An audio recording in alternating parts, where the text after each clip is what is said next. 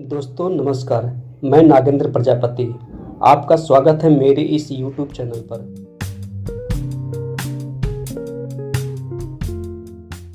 इस धरती को हिंदुस्तान कहा जाता है। भला अंग्रेज इस धरती पर कैसे राज कर सकते हैं। तिलक जी ने 4 मई 1897 को अपने अखबार केसरी में ब्रिटिश सरकार पर जनता का उत्पीड़न करने का आरोप लगाया। वाल्टर चार्ल्स रैंड को निरंकुश बताया। 12 जून 1897 को शिवाजी समारोह में तिलक जी का भाषण संघर्ष प्रारंभ करने का खुला आह्वान था। उन्होंने कहा, क्या शिवाजी ने अफजल खान को मारकर कोई पाप किया था? गीता में श्रीमन कृष्ण ने अपने गुरुओं और बांधवों तक को मारने का उपदेश दिया है। उनके अनुसार अगर कोई व्यक्ति निष्काम भाव से कर्म करता है तो वह किसी पाप का भागी नहीं बनता है। श्री शिवाजी ने अपने उदर पूर्ति के लिए कुछ नहीं किया, बहुत नेक इरादे के साथ दूसरों की भलाई के लिए अफजल खान का वध किया था। तिलक जी ने आगे कहा, अगर चोर हमारे घर में घुस आए और हमारे अंदर उसको बाहर निकालने की क्षमता नहीं है तो बेहिचक हमें दरवाजा बंद करके उसे जिंदा जला देना चाहिए। ईश्वर ने हिंदुस्तान के राज्य का पट्टा ताम्र पत्र पर लिखकर विदेशियों को तो नहीं दिया है। शिवाजी महाराज ने उनको अपनी जन्मभूमि से खदेड़ने की कोशिश की। ऐसा करके उन्होंने दूसरों की वस्तु हड़पने का पाप नहीं किया। कुएं के मेढक की तरह अपनी दृष्टि संकुचित मत करो। ताजी रातें हिंद की कैद से बाहर निकलो, गीता के अत्यंत उच्च वातावरण में पहुंचो और अपने महान व्यक्तियों के कार्यों पर विचार करो। दोस्तों, चाफेकर बंधुओं के मन में ब्रिटिश हुकूमत के प्रति बचपन से ही तिरस्कार का भाव था। एक बार मुंबई में महारानी विक्टोरिया की मूर्ति के सामने हो रही सभा में महारानी की प्रशंसा की जा रही थी। इन लोगों से देखा नहीं गया। इन लोगों ने रात के समय में रानी विक्टोरिया के पुतले पर तारकोल पोत कर गले में जूतों की माला पहनाकर अपना रोष प्रकट किया था। इस तरह इन चाफेकर बंधुओं ने प्लेग जिम्मेदार ब्रिटिश अधिकारियों से बदला लेने की योजना बनाई। दोस्तों, दामोदर हरि चाफेकर बंधुओं के अनुसार 22 जून 1897 को पूना में महारानी विक्टोरिया की जयंती मनाई जा रही थी, जो रानी के शासनकाल का 60वां वर्ष था, जो पूरे देश में धूमधाम से मनाया गया। इस समारोह में रैंड और उसका साथी आयरस्ट भी आने वाले थे। चाफेकर बंधुओं और उनके दो साथी भिड़े और विष्णु खंडो साठे ने मिलकर रैंड पर गोली चलाने के लिए गणेश खिंड रोड पर एक पीले बंगले के पास जगह चुनी। भीड़ों को हाउस से बाहर निकलने वाले लोगों की पहचान बताने को कहा गया। वे लोग शाम 7 से 7:30 बजे के बीच गवर्नमेंट हाउस में पहुंचे। सूरज ढल चुका था और अंधेरा छाने लगा। गवर्नमेंट हाउस में यह तमाशा देखने के लिए बड़ी संख्या में लोग मौजूद हुए थे। पहाड़ियों पर अलाव जलाए जा रहे थे।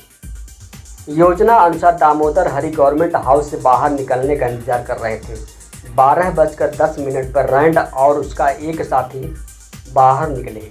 जैसे ही पहली बग्गी निकली, गोंडिया आला रे की आवाज़ आने लगी। उसके पीछे बालकृष्ण चाफेकर 10-15 कदम दौड़ पड़े। जैसे ही गाड़ी पीछे बंगले के पास पहुंची, वैसे ही गोली चला दी। उसके कुछ ही पल बाद एक और बग्गी बाहर निकली। फिर आवाज़ आई, गोंडिया आला रे।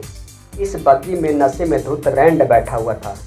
दामोदर हरि चाफेकर बग्गी के सामने ही आकर वाल्टर चार्ल्स रैंड पर गोली चला दी। विष्णु खंडे साठे और वासुदेव चाफेकर को रास्ते पर निगरानी रखने के लिए बोला गया था। इसके बाद सभी वहां से फरार हो गए।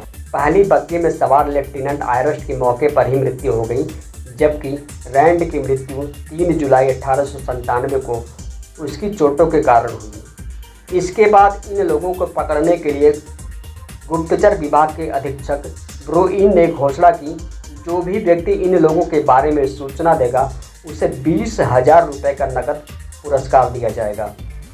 लालच में आकर इनके साथ काम करने वाले गणेश शंकर द्रविड़ और रामचंद्र द्रविड़ ने इनकी सूचना अधीक्षक ब्रोइन को दे दी। दामोदर हरि चाफेकर को उनके घर से गिरफ्तार किया गया, जबकि बालकृष्ण चाफेकर, जो 6 महीनों तक भूखे प्यासे निजाम के जंगलों में घूमते रहे, आखिरकार उन्हें भी गिरफ्तार कर लिया गया।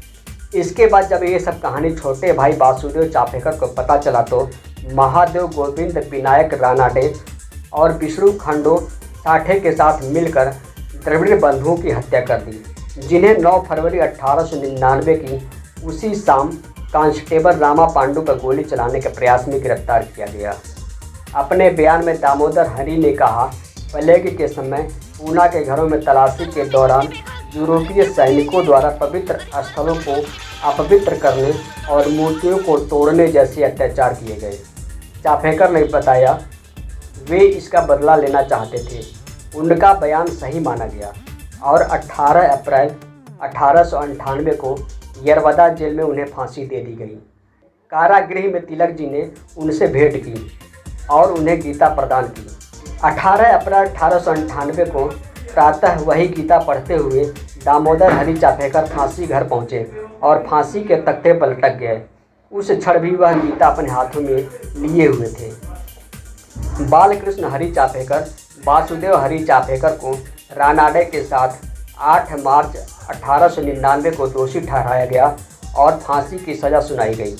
वासुदेव हरि को 8 मई 1899, महादेव विनायक रानाडे को 10 मई और बालकृष्ण हरि को 12 मई को फांसी दी गई। विष्णु खंडो साठे हालांकि किशोर थे, अतः उन्हें 10 साल तक कठोरतम कारावास की सज़ा सुनाई गई। दामोदर हरि चाफेकर, बालकृष्ण हरि चाफेकर तथा वासुदेव हरि चाफेकर सगे भाई थे, जिन्होंने भारत की स्वतंत्रता के लिए अपना बलिदान दिया। तीनों भाइयों को संयुक्त रूप से चाफेकर बंधु कहा जाता है। बाल गंगाधर तिलक जी के द्वारा प्रवर्तित शिवाजी महोत्सव तथा गणपति महोत्सव ने इन चारों युवकों को देश के लिए कुछ कर गुजरने की प्रेरणा दी। उन्होंने ब्रिटिश राज के आतताई और अत्याचारी अंग्रेज अधिकारियों को बता दिया कि हम अंग्रेज़ों को अपने देश का शासक कभी स्वीकार नहीं करते, हम तुम्हें गोली मारना अपना धर्म समझते हैं। इस प्रकार अपने जीवन दान के लिए उन्होंने देश या समाज से कभी कोई प्रतिदान की चाह नहीं रखी। दोस्तों, वीडियो अच्छा लगा हो तो वीडियो को लाइक, शेयर और चैनल को सब्सक्राइब जरूर कीजिए।